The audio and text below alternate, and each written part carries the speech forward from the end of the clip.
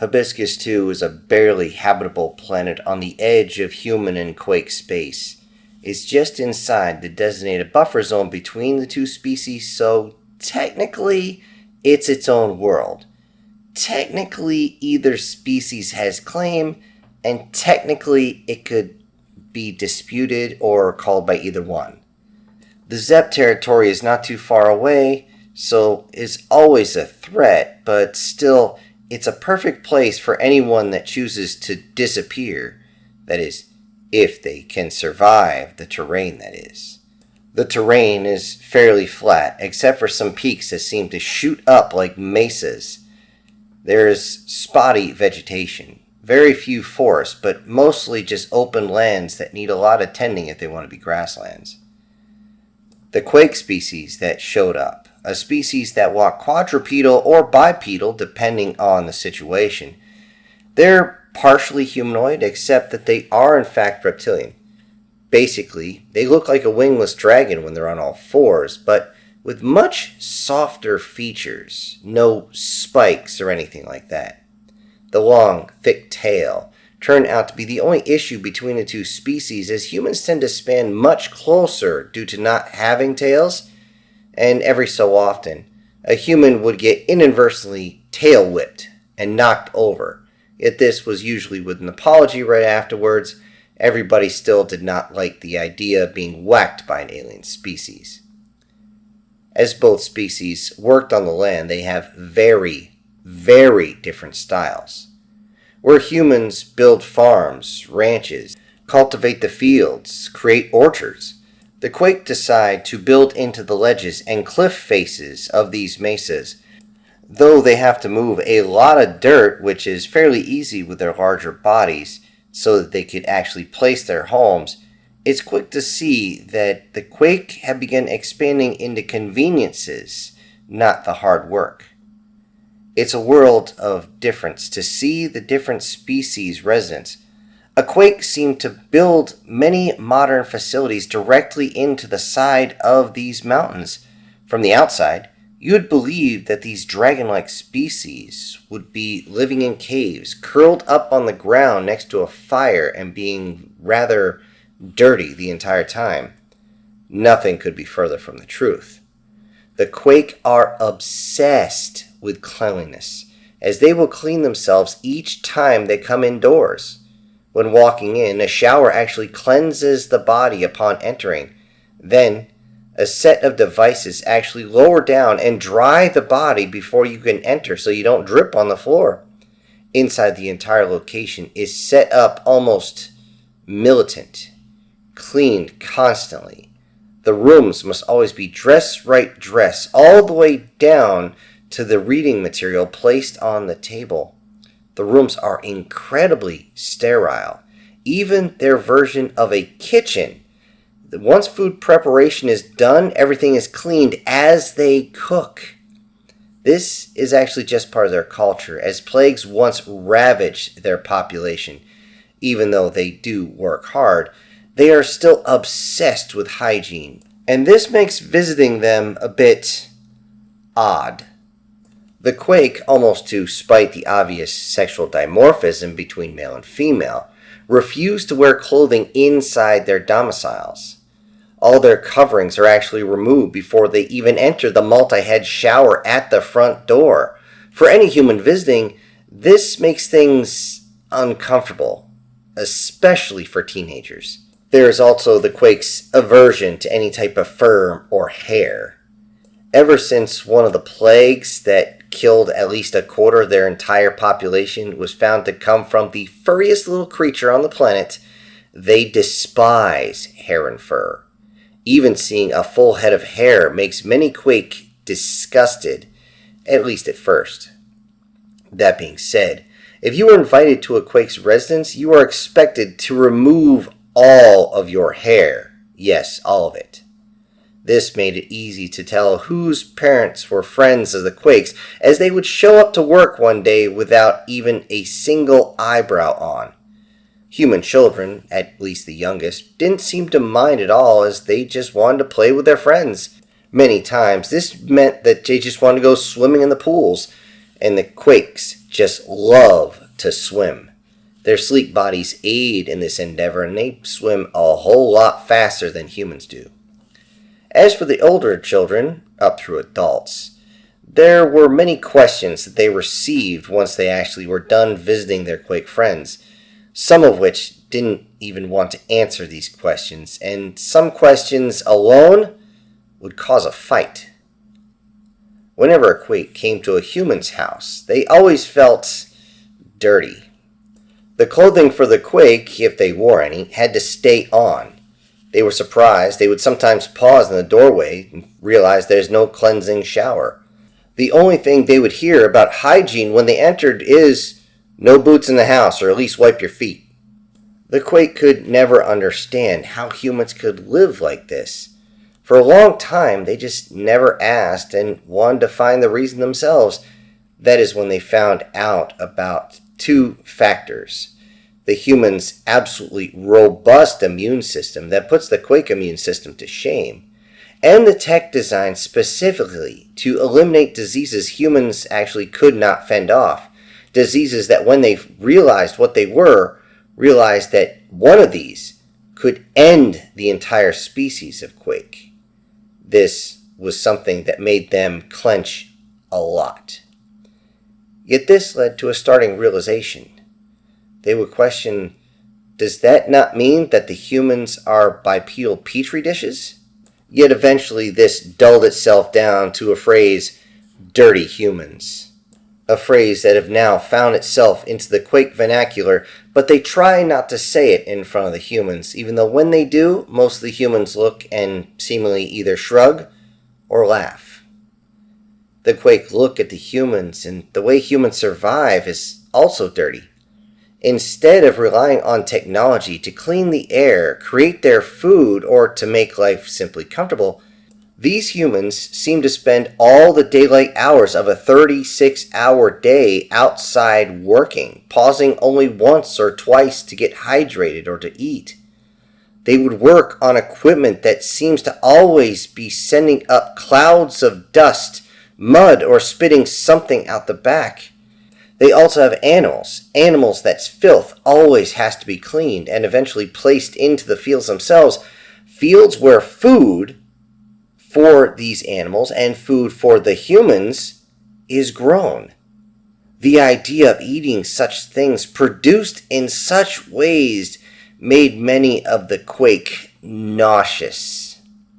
Yet this nausea would actually change into something else.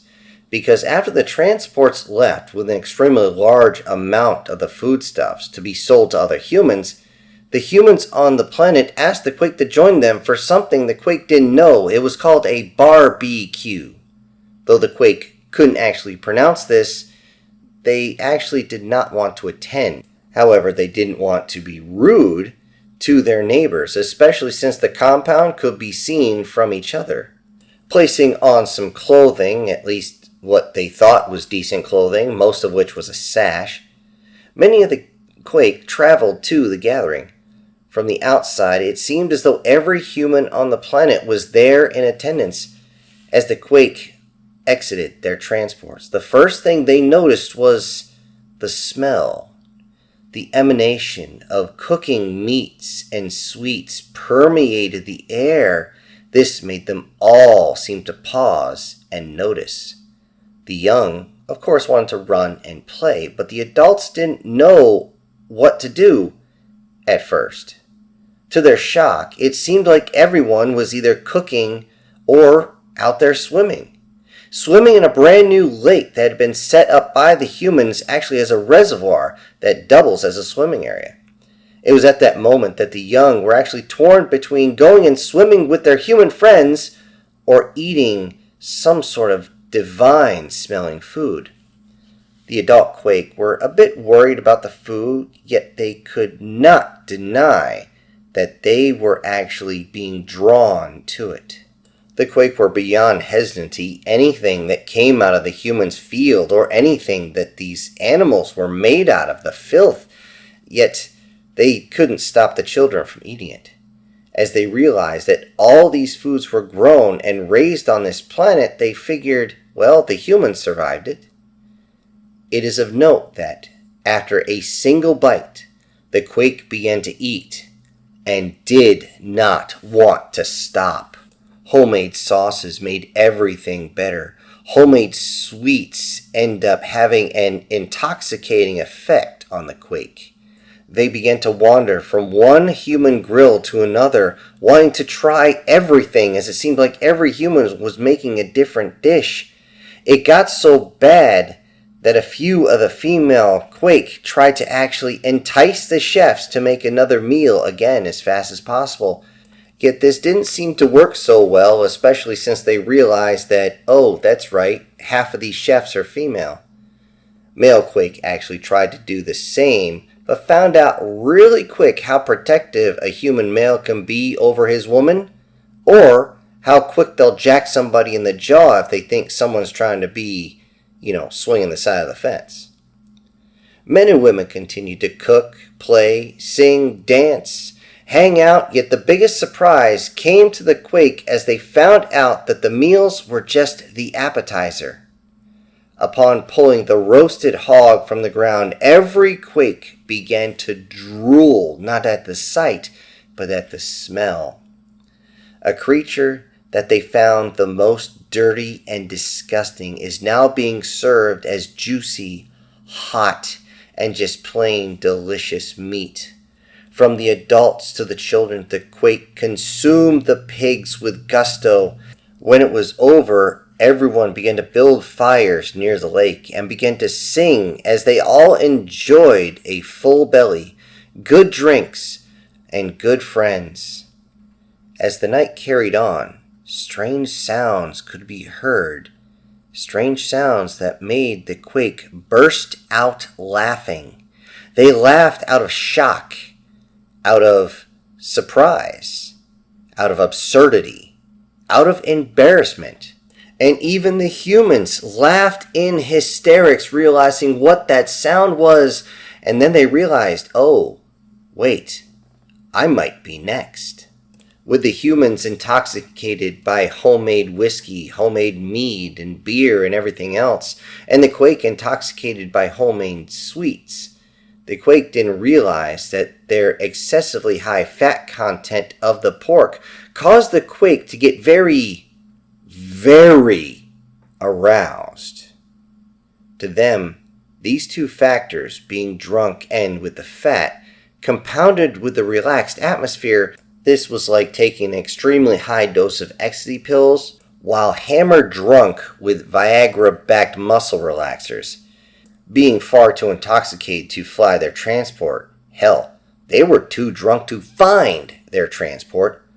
Couples, and sometimes more than couples, would disappear from the firelight to find a place that eyes just couldn't see.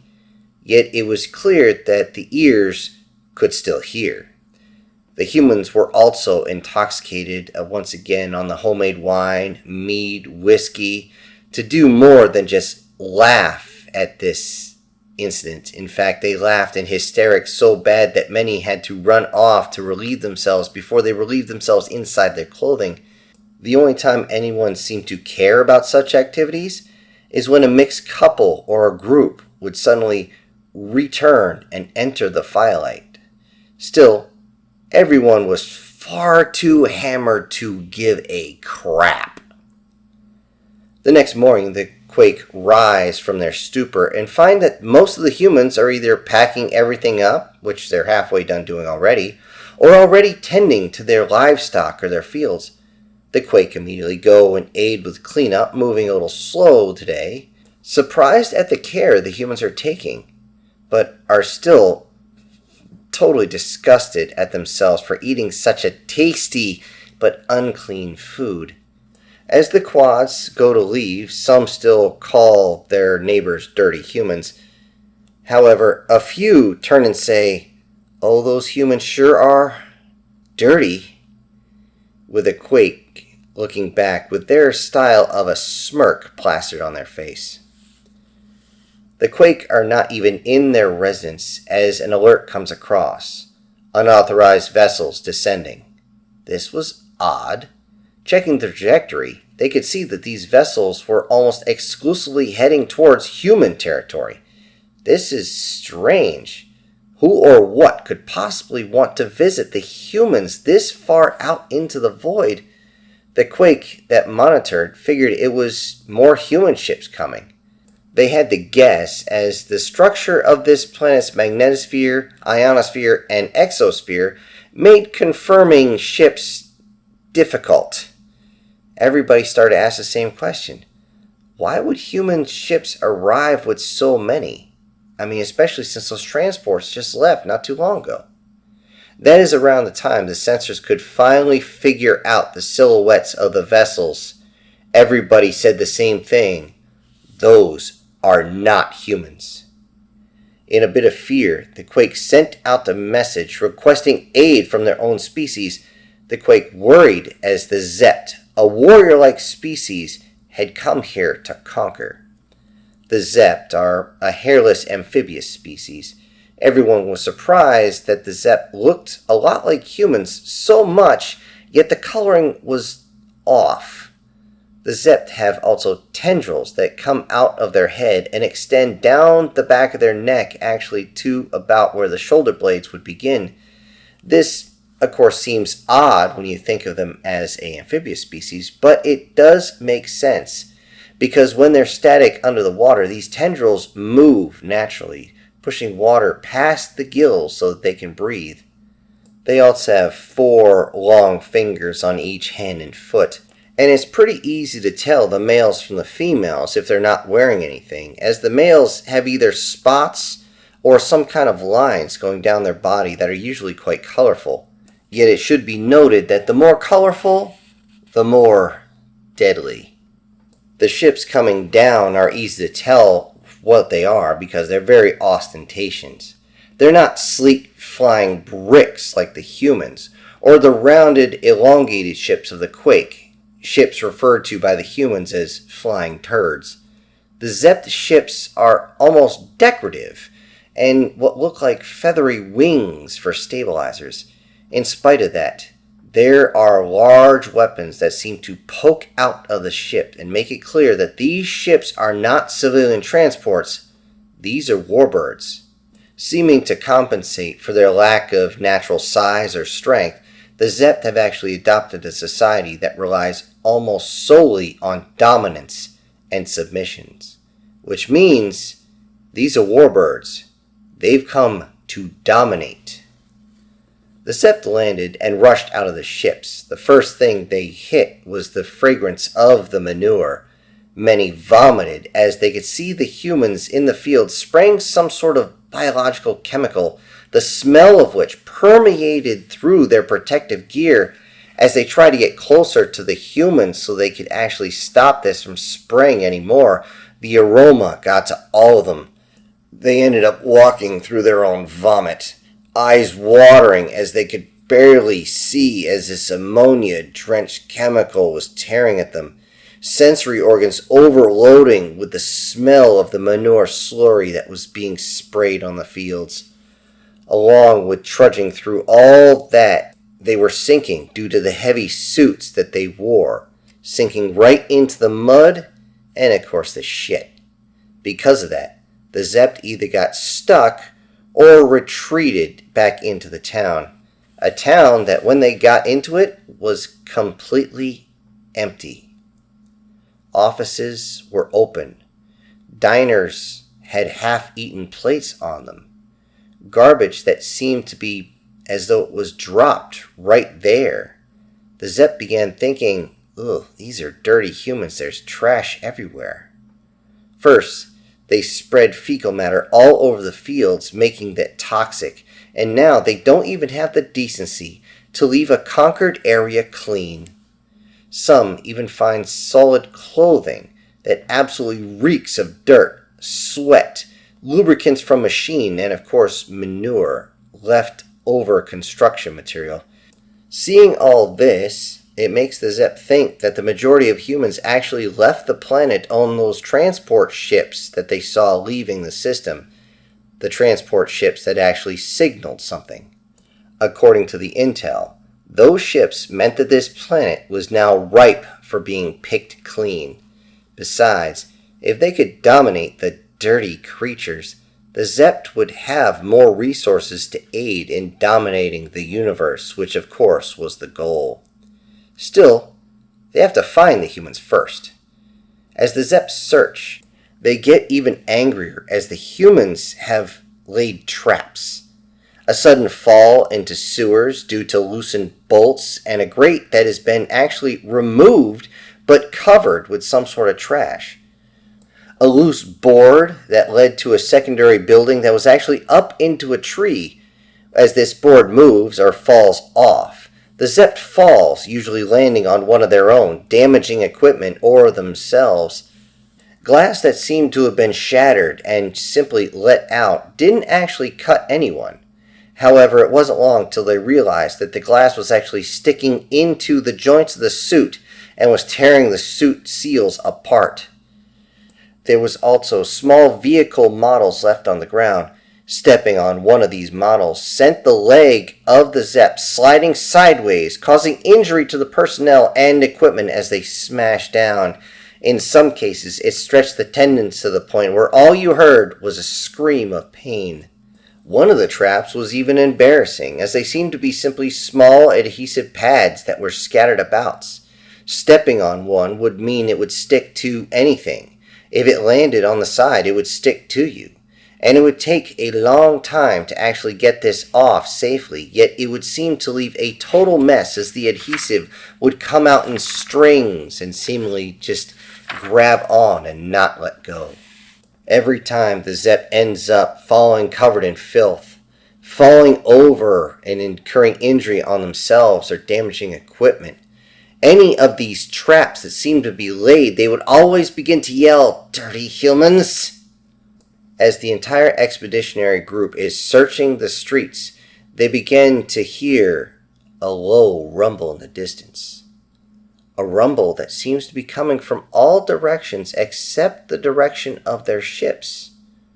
A rumble that builds up more and more until the source makes its entrance. A massive stampede of cattle comes into town. Cattle that differentiated from large beef cattle like Galways and Angus to simple milking cattle like Holsteins and Guernseys. They all poured through the towns, scaring the Zept and transporting any Zept they find underfoot. Many of the bulls still had their horns and would end up skewering the Zept or send them flying off in the distance. All the time, the cattle were stressed out, which means they were defecating all over the streets. And as they did, it caused even more issues. As the Zept ran out to aid their own folks, they would end up sliding and falling in cow flop. "Dirty humans!" you would hear. The stampede continued down the road, and there was only one way it could go. The cattle ran up to the ships, went straight up the ramps, and went inside and began to cause all sorts of havoc.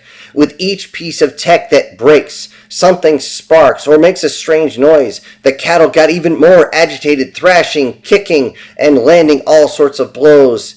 Many of them cause even more damage as they just keep bashing into each other. By the time the cattle are removed from the ship, so many components are damaged that only 2 ships are currently functional. One from the humans area, and the other from the Quakes area, the only one to break away from the formation on the way down.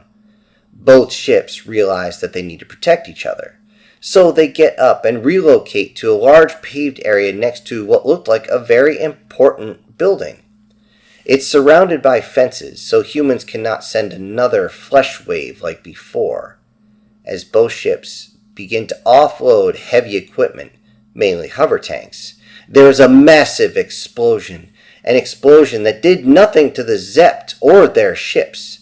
But what it did do was cause the massive silos that were next to the ships to lose structural integrity, and both fully loaded silos that stood several hundred meters tall fell onto the ships, crushing whichever one they landed on, or whatever piece of the ship they landed on, covering the rest with whole kernel corn.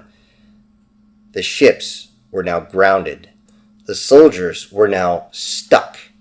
And even the hover tanks were pinned to the ground, all of which that were thrown to the ground with such significant force that the repulsors on the ventral side were crushed, some of them causing the tank itself to explode from underneath.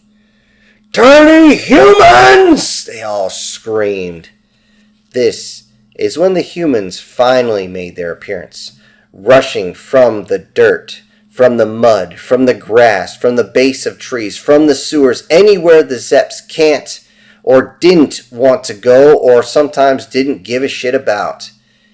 These dirt-covered bipeds arrive with such speed that the battle is actually over before more than a dozen shots are even fired, all of which that ended a Zep, and given the smaller and thinner stature of the Zep, double-aught buckshot made the shots very gruesome.